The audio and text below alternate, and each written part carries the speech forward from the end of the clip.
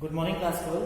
And after finishing of the previous chapter, India's polity, now we are moving to the next one, and it is new economic policy. New economic policy.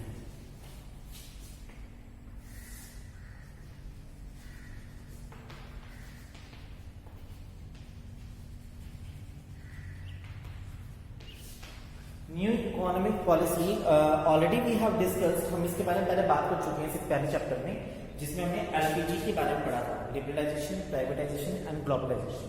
हम इसके बारे में बात कर चुके हैं और ये चैप्टर वही है, सिर्फ डिटेल्स में है, कुछ कंटेंट्स दिए हैं, हम उसके थ्रू जाएंगे। और इसी को बोला जाता है इकोनॉमिक रिफॉर्म्स, इसी को दूसरा नाम है इकोनॉमिक रिफॉर्म्स। और कब हुआ था? ऑलरेडी हम टेलिंग यू इट इज 1991 से 1992 में इसे माना जाता है। ठीक है, आया हुआ था इसके बारे में, इसको फॉर्मुलेट करने के लिए जो बात की गई थी वो 1991 में की गई थी, और ये एग्जीक्यूशन में आया था 1992 में। और कौन लाया था इसे? उस टाइम के prime minister PV Narasimha Rao इसे लेके आए थे। और क्यों लाए थे, ये बहुत बड़ी एक जरूरत की बात है कि ऐसा हुआ क्यों, ये इंपॉर्टेंट है। यहाँ पर सबसे पहले तो बात कर लूं मैं जो मेन चीज है वो कब आया, मैं फिर से बता रहा हूँ। इट इज फॉर्मुलेटेड, ये बनाया कब गया? फॉर्मुलेटेड इन 1991, यानी 1991 में बनाया गया। और जो इसका एग्जीक्यूशन हुआ, और एग्जीक्यूशन क्या होता है? एग्जीक्यूशन इसका 1992 में हुआ। Execution means whatever you are thinking in your mind, try to convert in the activity. जो हमने सोचा है उसे हमें कन्वर्ट करना है वर्क में। आपने पॉलिसी तो बना ली, लेकिन उस पॉलिसी को आपने 1991 में बनाया सिर्फ, लेकिन लागू नहीं किया। और वो लागू कब की जाएगी? वो लागू की गई थी 1992 में, और उस टाइम से हमारे प्राइम मिनिस्टर थे पीवी नरसिम्हा राव। नरसिम्हा राव ये हमारे उस टाइम के प्राइम मिनिस्टर थे, जिन्होंने इस न्यू इकोनॉमिक पॉलिसी को इंडिया के अंदर लॉन्च किया, इंडिया के अंदर आया। अब इसकी जरूरत क्यों हुई, ये बहुत जरूरी है। देखिए, इससे पहले हमने पढ़ा था, हमने क्या पढ़ा था, कौन सी पॉलिसी हमने पढ़ी थी? इससे पहले हमने जो प्रीवियस पॉलिसी पढ़ी थी, जो 1990 में क्या हो गई थी? डिसॉल्व हो गई थी, डिसमिस कर दिया गया था। क्यों कर दिया गया था? उससे वो ग्रोथ नहीं मिल रही थी जो ग्रोथ आप चाह रहे थे, जो ग्रोथ आप चाह रहे थे। कौन सी? Import substitution strategy. कौन सी? इंपोर्ट सब्स्टिट्यूशन स्ट्रैटेजी, आईएससी से आप शॉर्ट फॉर्म में कह सकते हैं। ये 1990 में इसको डिसमिस कर दिया गया, डिसमिस कर दिया गया, और डिसमिस करके फिर 1991 में फॉर्मुलेट में ले आई, और एग्जीक्यूशन में 1992 में new economic policy was introduced by our former prime minister mister PV Narasimha Rao, या फिर Shri PV Narasimha Rao. That is called the revolution in the economy of country. ये कंट्री की इकोनॉमी के लिए एक क्रांति साबित हुई, जिसने बहुत बड़ा एक इकोनॉमी को बूम दिया, जिसकी बदौलत आज इंडिया बहुत अच्छी कंडीशन में माना जाता है। किसके थ्रू? न्यू इकोनॉमिक पॉलिसी के थ्रू। और वो क्या चीज है हमारे पास में? और वो क्या चीज है हमारे पास में? एलपीजी। क्या चीज है? LPG, not liquefied petroleum gas. It is you are a commerce student, so always focus on things. It's a liberalization.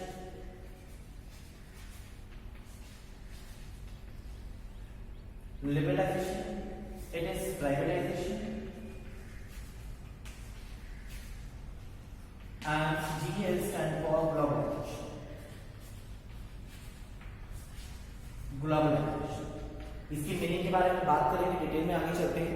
लेकिन सबसे पहली बात ये है, इसकी जरूरत पड़ी क्यों? Why India required, why former prime minister was need to introduce the new economy policy LPG? क्यों जरूरत महसूस हुई? यानी कि अब हमें ये पढ़ना है कि ऐसे क्या रीजंस थे जिसकी वजह से इकोनॉमी रिफॉर्म्स को, इकोनॉमी पॉलिसी को लॉन्च किया, यानी कि need for the new economy policy.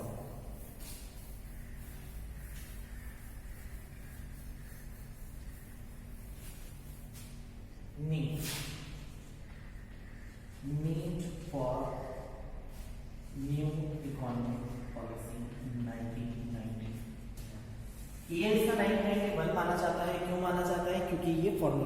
थी, क्योंकि ये बन चुकी थी, सिर्फ लॉन्च नहीं हुई थी इस वजह से।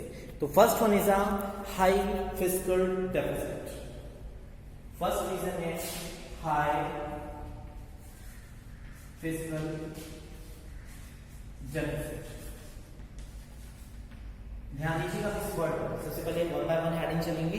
The first one heading is high fiscal deficit, और here is a word is a deficit. और डेफिसिट का मतलब क्या है? जब कोई चीज घटती है, और घटने के लिए किसी कंट्री के लिए घटने का मीनिंग क्या हुआ?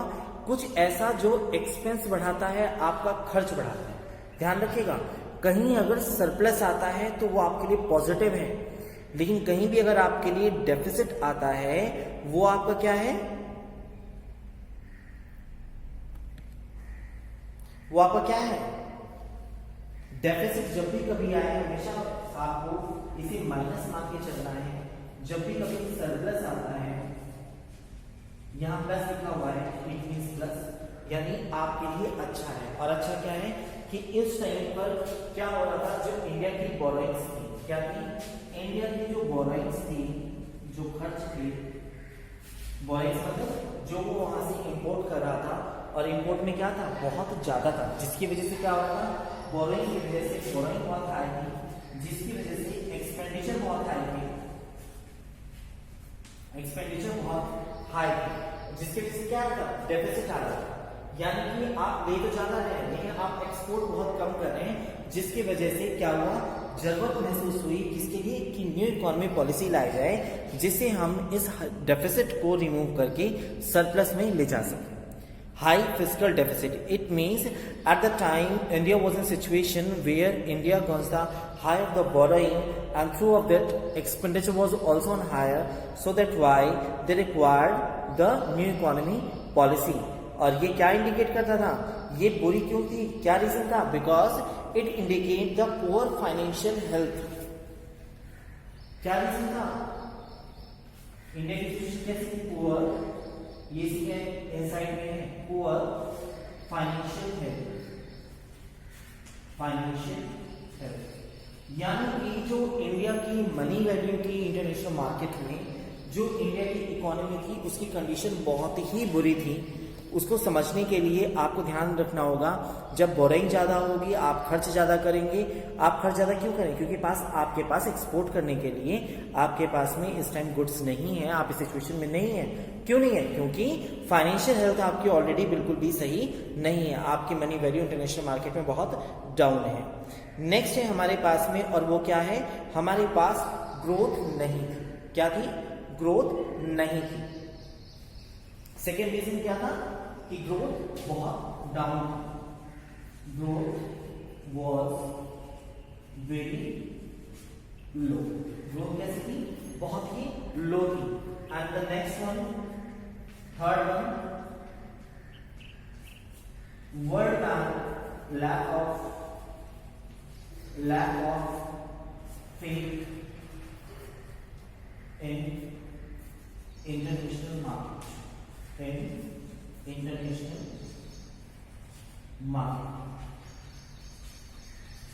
lack of faith in international market, so that why the World Bank was also not in situation to get a more faith on India, and it was the main reasons that why the fiscal deficit was on a high way. जब आपको कहीं से पैसा मिल ही नहीं सकता, आप इस situation में नहीं हैं, इंटरनेशनल मार्केट में आप ट्रस्टवर्दी नहीं हैं, वर्ल्ड बैंक आपको पैसा देने को तैयार नहीं, क्योंकि वे आप पे फेथ नहीं करते, ट्रस्ट नहीं करते कि आप उनका पैसा रिटर्न भी कर सकते हैं। और वर्ल्ड बैंक क्यों देगा? आपको पता है बैंक हमेशा पैसा कब देता है? जब आप इस सिचुएशन में होते हैं कि आप इंटरेस्ट को पे कर सकें, तभी आपको पैसा मिलता है। और इंडिया की सिचुएशन कैसी थी? फाइनेंशियल पुअर थी। और ग्रोथ कैसी थी? ग्रोथ बहुत ही कम थी। इसी वजह से क्या किया गया? इस वजह से ही इसको यहाँ पर लॉन्च किया गया, new economy policy. And the next one is a balance of payment crisis. Balance of payment crisis, it means इससे मिलता जुलता है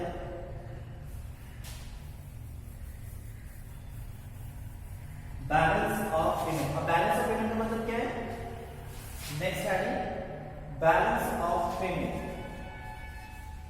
बैलेंस ऑफ पेमेंट यानी बीओपी क्राइसिस। क्राइसिस मतलब इम्बैलेंस होना, सीधी सी बात है, क्राइसिस में खत्म होना नहीं, इम्बैलेंस होना। और बैलेंस मतलब क्या, देखिए लिखा हुआ है कि पेमेंट का बैलेंस होना चाहिए। हमको पता है हम जब बैलेंस शीट बनाते हैं तो हमारी दोनों साइड बैलेंसिंग होनी चाहिए, इक्वल होनी चाहिए। सेम सिचुएशन है कि आप जो भी टोटल आप क्या करें, जो भी रिसिप्ट है आप should equal to total payment, जितना आप पेमेंट करें ये इसके बराबर होना चाहिए as per satisfactory balance of payment. किसी भी कंट्री के लिए एक बीओपी बैलेंस ऑफ पेमेंट तभी अच्छा कहा जा सकता है जब उसके टोटल रिसिप्ट क्या होते हैं, टोटल पेमेंट के इक्वलाइजेशन में आते हैं। लेकिन अगर ये चीज नहीं होती तो क्या चीज होती है, तो फिर क्या चीज होगी, यानी कि इम्बैलेंस सिचुएशन होगी। उस टाइम पर इंडिया के जो बीओपी क्राइसिस थे वो कैसे थे, वहां पर आपके रिसिप्ट क्या थे, इन दोनों में इम्बैलेंस था। इम्बैलेंस का मतलब क्या हुआ, एक हाई डिफरेंस मिलता था। और डिफरेंस क्या मिलता था कि आपको पेमेंट तो बहुत करनी पड़ती थी, यानी कि आपका पेमेंट तो बहुत हाई था लेकिन आपकी रिसिप्ट तो बहुत कम थी। क्यों थी, आपका एक्सपोर्ट था नहीं, इम्पोर्ट ज्यादा था, जिसकी वजह से इस सिचुएशन से आपकी इकोनॉमी बहुत ही डाउन जा रही थी, जिस वजह से न्यू इकोनॉमी पॉलिसी को लॉन्च किया गया, जिससे आपकी इकोनॉमी को एक बूम मिल सके, एक नया बेस मिल सके। नेक्स्ट है आपका foreign exchange reserves. Foreign exchange reserves,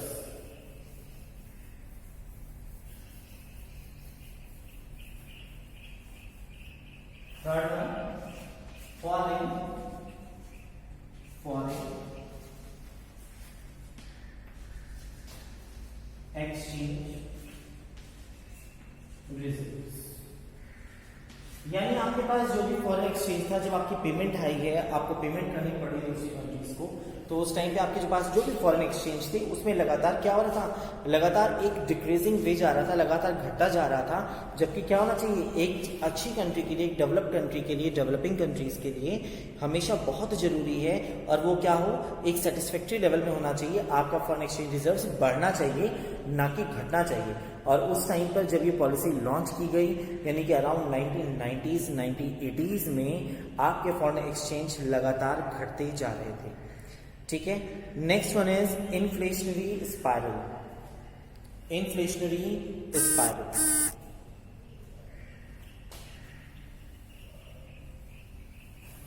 fourth one inflationary spiral.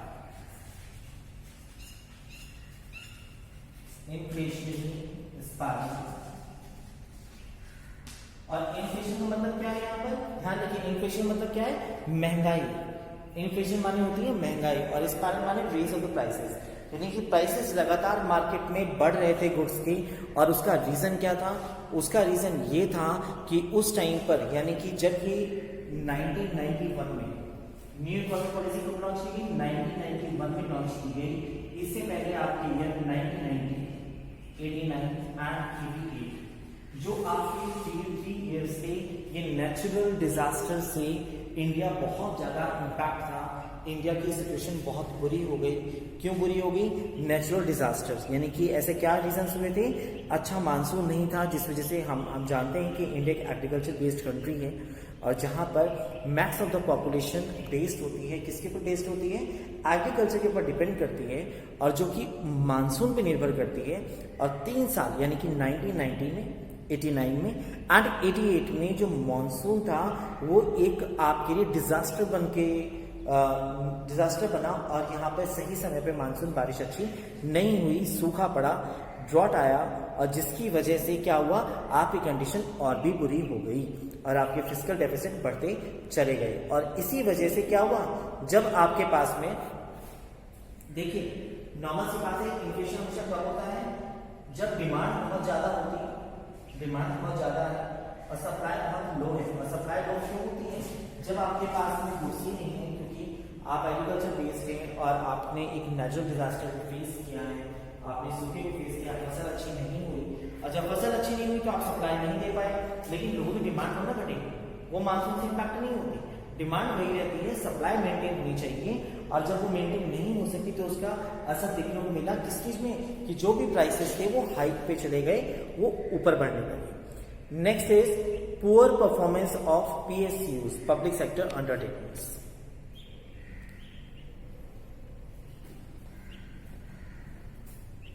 Next is poor performance of PSUs, poor performance by, या फॉर्म लगा लीजिए, by PSUs, public sector undertaking, ठीक है, ये फिर से पब्लिक सेक्टर यूनिट भी कहते हैं, ठीक है। पब्लिक सेक्टर अंडरटेकिंग यानी कि जितनी भी आपकी गवर्नमेंट ऑर्गेनाइजेशंस थे वो वर्क तो कर रहे थे, लेकिन क्या रीजन था, कुछ करप्शंस की प्रॉब्लम्स की वजह से, किसकी प्रॉब्लम की वजह से, lack of correction, lack of transparency, transparency बिल्कुल भी नहीं, लैक ऑफ ट्रांसपेरेंसी, करप्शन को बढ़ावा मिला, करप्शन वाज हाई, और जिसकी वजह से क्या हुआ कि वही वाली बात है कि सड़क बनाने के लिए पैसा सोसाइटी पब्लिक के लिए दिया गया और उसे बीच में ठेकेदार खा गए, ठीक है। ये बीच के जो मिड पार्टीज होते हैं, एजेंट्स होते हैं, उसने उस पैसे को पब्लिक तक पहुंचने ही नहीं दिया, जिसकी वजह से गवर्नमेंट ने पैसा तो लगाया लेकिन जो उन्हें प्रॉफिट मिलना चाहिए था वो प्रॉफिट उन्हें नहीं मिल पाया।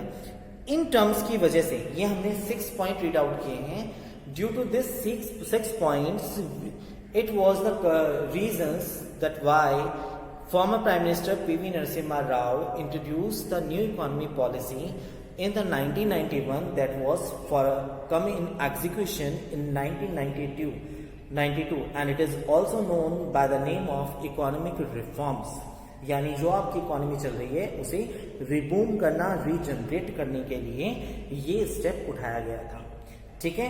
सो guys it was the reasons कि why we need new economic policy, इसकी जरूरत क्यों आई वो इंपॉर्टेंट है। क्लियर, ये नीड्स थे हमारे 6 पॉइंट्स। अब हम आगे बढ़ते हैं कि न्यू इकोनॉमिक पॉलिसी है क्या, जो हम पहले भी पढ़ चुके हैं, एक बार फिर से देखेंगे उसे। न्यू इकोनॉमिक पॉलिसी ये है क्या, इस with the help of new economic policy India को इंट्रोड्यूस किया गया 3 terms and it is a LPG, liberalisation, one by one चलेंगे, लिबरलाइजेशन, यानी देखिए जस्ट बैक ऑफ 1991, यानी कि 1991 से पहले ऐसे बहुत सारे रीजंस थे जिसकी वजह से क्या होता है, प्राइवेट इंडस्ट्री अपना बिजनेस रन अप नहीं कर सकते, यानी बहुत लंबा डॉक्यूमेंटेशन प्रोसेस था, आपको बहुत सारे लाइसेंस लेने पड़ते थे, बहुत ज्यादा कंट्रोल था गवर्नमेंट का, पब्लिक सेक्टर का गवर्नमेंट था। और पब्लिक सेक्टर ने कहा कि अगर हमें अपनी प्रोडक्शन बढ़ानी है, हमें और भी मार्केट एक्सटेंड करना है, तो हमें सेम क्या चाहिए, रिलैक्सेशन चाहिए, रिलैक्सेशन चाहिए as government company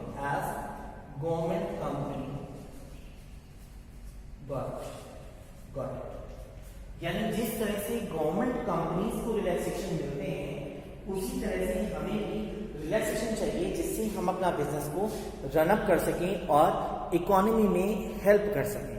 it was a liberalisation, इसको लिबरलाइजेशन कहा गया। यानी कि अगर अदर वर्ड्स में क्या है तो अदर वर्ड्स में मीनिंग क्या हुआ, freedom of the producing units from direct और physical controls imposed by the government. यानी क्या होनी चाहिए, रिलैक्सेशन मिलना चाहिए या फ्रीडम मिलना चाहिए, और किसके द्वारा मिलना चाहिए कि गवर्नमेंट के थ्रू जो भी हम पे बाउंडेशन से बहुत ज्यादा लगाए गए हैं, जो भी हमारे ऊपर नॉर्म्स लगाए गए हैं, रूल्स लगाए गए हैं, उनमें हमें छूट मिलनी चाहिए, जिस तरह से किसी भी गवर्नमेंट कंपनी को मिलती है, यानी सेमी गवर्नमेंट कंपनीज को मिलती है, same as needed private companies just desired. तो ये इसको लॉन्च किया गया, बहुत प्राइवेट इंडस्ट्रीज को ये छूट दी गई, आप आइए प्रोडक्शन करिए, और ये सिर्फ इंडिया डोमेस्टिक के लिए नहीं था, it is also for the foreign companies के लिए भी ये ऑप्शंस दिए गए। It is called a liberalisation, इसको लिबरलाइजेशन कहा गया, ठीक है। मेन चीज अब क्या चीज है, अब ये देखिए, जब भी क्या होता है कि अगर किसी भी इकोनॉमी को अच्छा होना है तो उसे चारों तरफ से कंट्रीब्यूशन मिलना चाहिए, और वो तभी पॉसिबल है जब सिर्फ गवर्नमेंट कंपनी ही नहीं, प्राइवेट कंपनी भी अपना वहां पे 100% अपना कंट्रीब्यूशन दे सकते हो, ठीक है। और इस कंट्रोल की वजह से सबसे बड़ी प्रॉब्लम क्या है, जब लिबरलाइजेशन को लाया गया तो वहां पर क्या हुआ, लिबरलाइजेशन को लाने की वजह से वहां पर करप्शन को बहुत इंक्रीमेंट मिला, इंक्रीज हुई, करप्शन बहुत ज्यादा मात्रा में आगे बढ़ा, ठीक है। प्राइवेटाइजेशन, ये जब टर्म आएगा इसकी डिटेल, पहले लिबरलाइजेशन की डिटेल पढ़ लेते हैं, फिर उसके बारे में बात करेंगे इसमें, ठीक है। अब देखते हैं लिबरलाइजेशन के अंदर जो आपकी हेडिंग है उसके बारे में बात करेंगे। It means economic reforms. क्या क्या इकोनॉमिक रिफॉर्म्स मिलते हैं? इकोनॉमिक रिफॉर्म्स, क्या क्या इकोनॉमिक रिफॉर्म्स में? First one heading is and it is the abolition of industrial licensing, abolition of industrial licensing, industrial licensing, यानी कि लाइसेंस मिलने में, अगर आपको लाइसेंस के लिए उस टाइम प्राइवेट कंपनी अगर इनको अप्लाई करते थे तो उनके लाइसेंस मिलने में उन्हें बहुत टाइम लगता था। उस चीज से रिकवर के लिए क्या दिया गया? उस चीज से रिकवर के लिए लाइसेंस मिलने में उन्हें छूट दी गई, काफी सारी रिलैक्सेशन मिले। और क्या मिले वो कि कौन सी कंपनीज थी?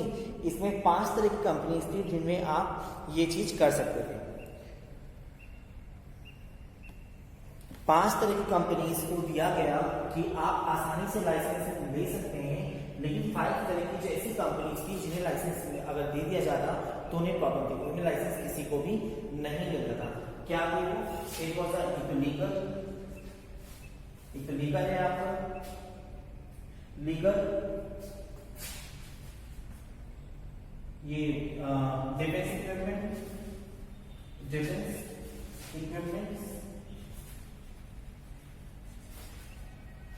नेक्स्ट है आपका industrial explosives and dangerous chemicals,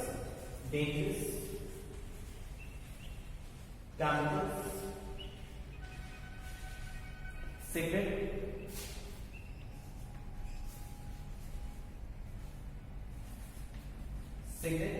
and industrial explosives, industrial explosives। ये 5 तरह की ऐसी इंडस्ट्रीज थी जिसमें लाइसेंस मिलना नहीं दिया जा सकता था किसी भी प्राइवेट ऑर्गेनाइजेशन को।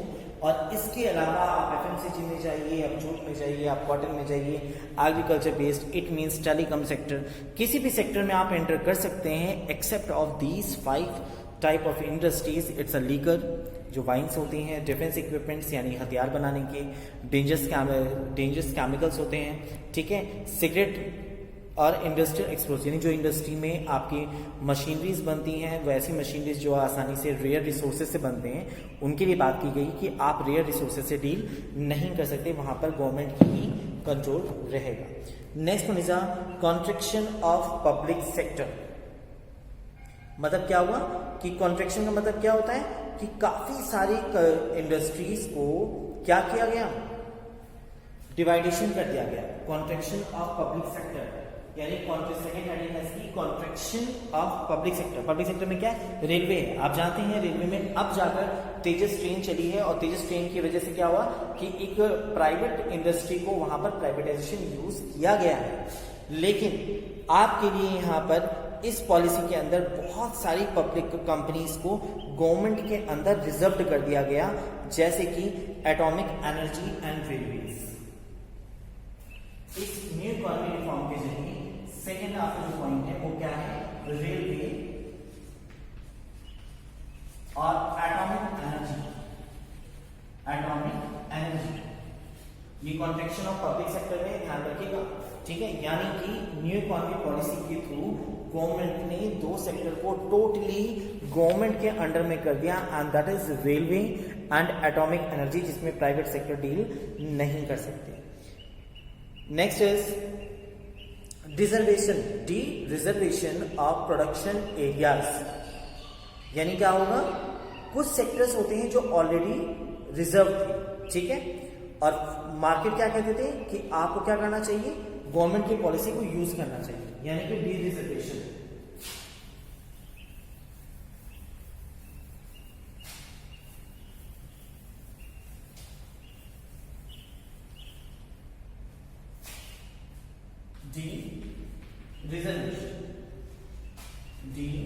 Reservation of areas.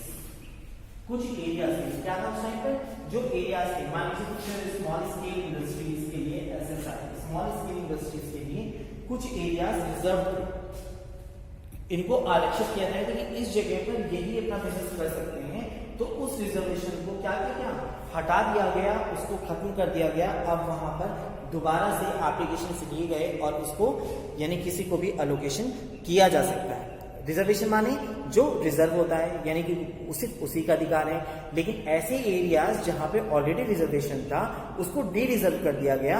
अब वहां पर फिर से एप्लीकेशंस लिए गए और लोगों को इन्विटेशंस दिए गए कि वे आए और अपनी ऑर्गेनाइजेशन के लिए एप्लीकेशन दे सकते हैं। Expansion of production capacity, expansion of production capacity. Next है आपका expansion of production capacity.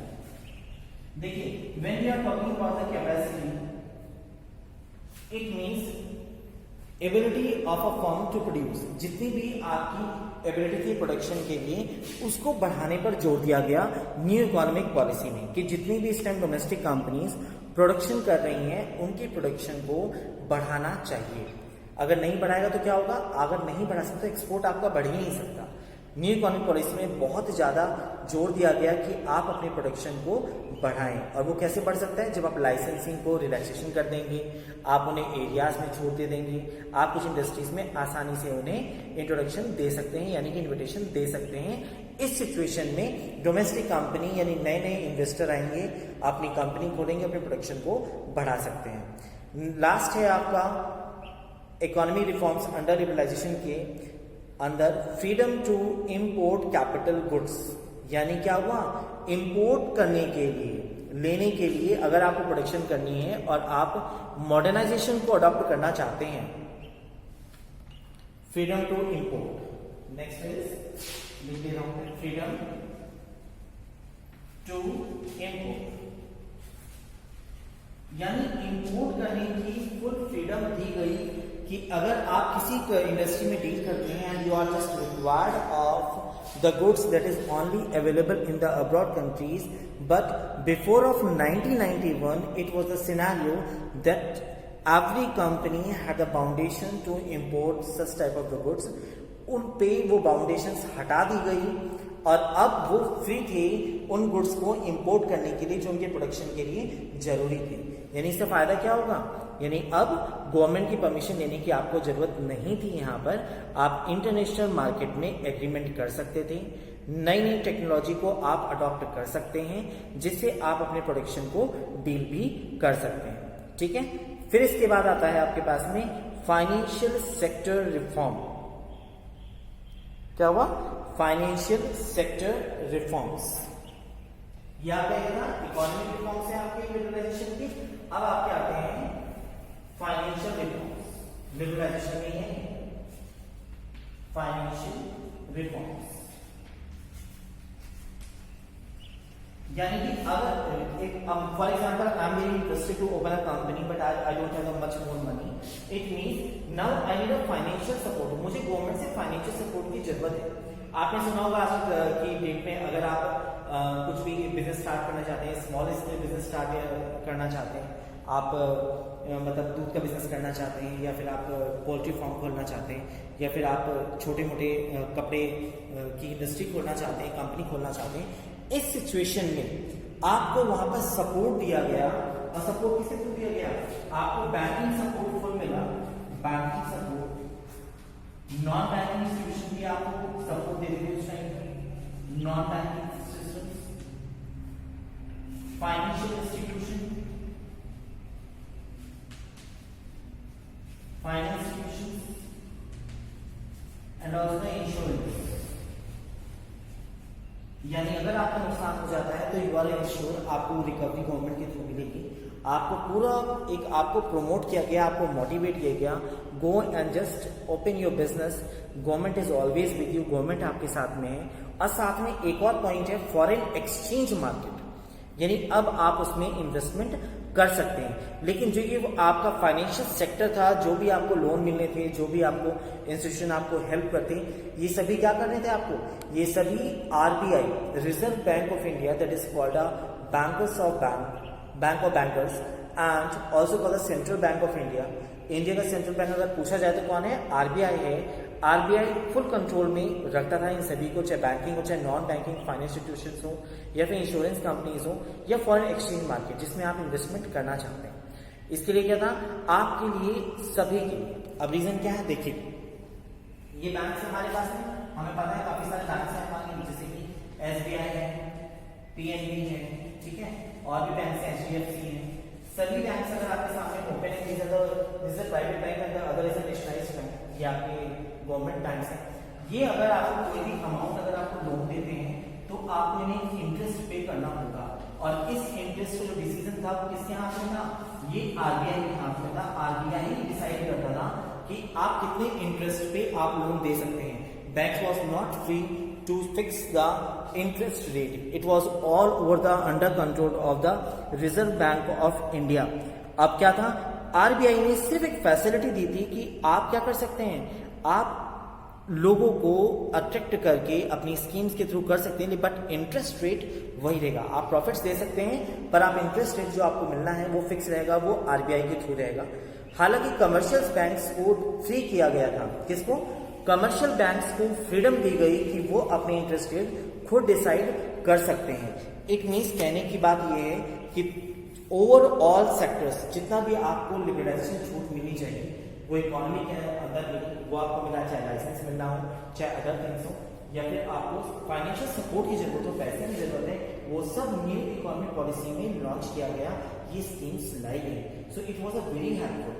So students, it was the today session and we will continue the tomorrow and by the further session guys, okay, thank you, take care.